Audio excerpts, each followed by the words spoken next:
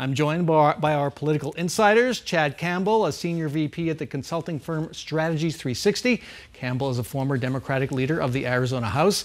And Marcus Dell'Artino, he's a partner at First Strategic Communications and Public Affairs and a member of the John McCain Staff Alumni Club. Welcome back to Square Off to both of you. Great to be here in person. Yeah, it is, eh? Enough with this Zoom. We're done. There's talk of more money for schools, a tax cut, larger tax cut, massive school voucher expansion, something about water. We just heard Tom Bishotsky talking about his wish list. Marcus, I'll start with you. Where do things stand on the state budget priorities, at least right now? Well, I'll tell you one thing that won't happen, and there's been some discussion about a skinny budget, which means we'll just do last year's budget and go home. That doesn't take into account the governor's priorities, so I can virtually assure you that that would get vetoed relatively quickly. And so now we got to get to the negotiating table, take that strategy off the table and get to where the rubber meets the road.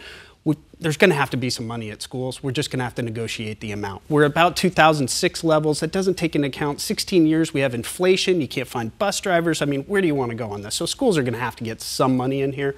And of course, there'll be some negotiation about a tax cut. And I think the real key here is ESAs. That's the discussion we're going to have. The school vouchers. Yes, sir. You think that could be the big holdup? I think there's going to be a discussion of whether we expand vouchers full on for every child in Arizona, or we target those ESAs to lower income students. And you mentioned the governor's priorities. What are they? Certainly water, and I think, for all of us here who just heard what Tom just said, it's a startling moment. And that is a significant amount of money that the governor's looking at putting into water, $1 billion for his program. And what about the tax cut? There's talk you want to go back to the tax cut because there's a referral on the ballot, and there's kind of a game of chicken going on between the people who might refer another a change? Absolutely, that's part of the strategy here too. We've got, 208's been pretty much settled here that it's not constitutional. That means there's a lot of extra money in the coffers. Does that money go to tax cuts? How do you frame that so it doesn't end up with another ballot referral? Chad, I'll go to you. How does all this money, a record $5 billion surplus, how does that complicate things? There's so much money and many ways to spend it. Yeah, I mean, sometimes it is said that it's a harder budget year when you have extra money versus when you don't have enough money. And that's because you have members down there who all have priorities. And the one, I think the most prominent one this year is Senator Paul Boyer, as you talked about. And when you have these members, when you have a small vote margin, like you said with the Republicans, you have one or two members that are going to hold the line, hold out for their priorities. It just stalls that budget process. The interesting question is, will the Republicans come to the Democrats at some point? That's going to be the wild card right there. I doubt it, but they may have to if the Republicans can't get their caucus in order. Seriously? Well, you really? Karen Fann has talked about that. Given what she said about Paul Boyer over the last year or more. I said I doubt it, but the wild card is, can they pick off one or two Democrats? It wouldn't be a lot of Democrats. Can they just pick off one or two Democrats? That is a strategy they've tried in the past. So it's up to that leadership in both the House and the Senate on the Democratic side to keep their caucus together. And it's easier said than done sometimes, let's put it that way. If the governor comes to a member and dangles $100 million for a pet project in their district, it may be enticing to that member. And that's an interesting question, right? The courts struck down ballot stuffing. Yes. You can't trade votes on the budget by putting things that are not budget related into the budget. Marcus, how is that affecting what's going on when it comes to who has the leverage here? It makes your negotiating a lot harder, I'll tell you that. And it also means that you have to get some of these bills through the process before you can actually come to a negotiation, because those members want their bills to go up to the governor's desk and want them signed. So you're going to have to start moving some of these bills that you may not necessarily wanted to move beforehand to negotiate. And it's also an election year. Yeah, right? that little thing is happening as well, right? And how does that complicate what the members want to do and, again, the leverage you might have by threatening to just keep them there as long as it takes? And again, I mean, you talked about Senator Ugenti Rita, who's running for a higher office right now, and she's going to try to be placating her base.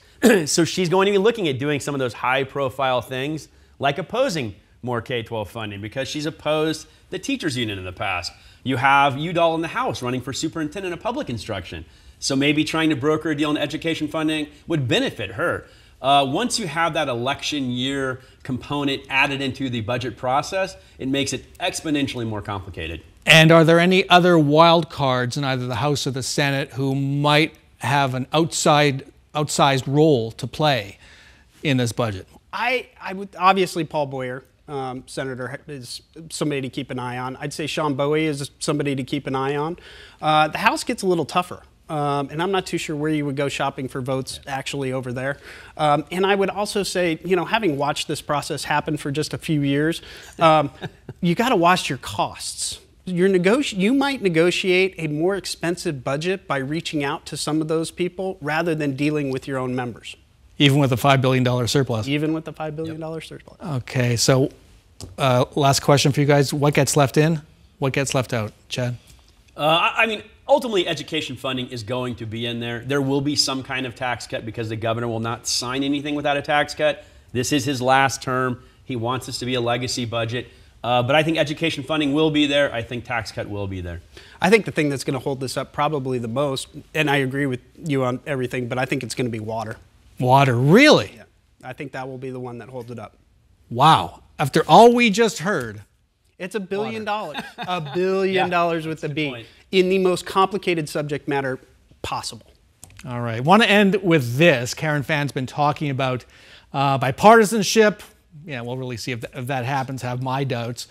I want to put up a picture showing us the last time we had major bipartisanship on legislation. That was 2013. Chad Campbell, can you remember back that far? I can, yes. 9 years ago, Republican Governor Jan Brewer hugging the Democratic House Leader Chad Campbell after signing into law the historic Medicaid expansion. Look, you almost had hair. You almost had hair. But that was quite a moment, wasn't it? Yes, it was. And I will say this, too. It underscores a point I made earlier. During that process, the Republicans who were opposed to Medicaid expansion and who opposed us going down that road tried to pick off my Democratic members with going to them and saying, we'll put this in the budget for you, we'll do this in the budget for you. We had to hold our caucus together through that process, and it was a lot harder than people think. So that kind of proves the point I made earlier. I want to hear that story someday. All right.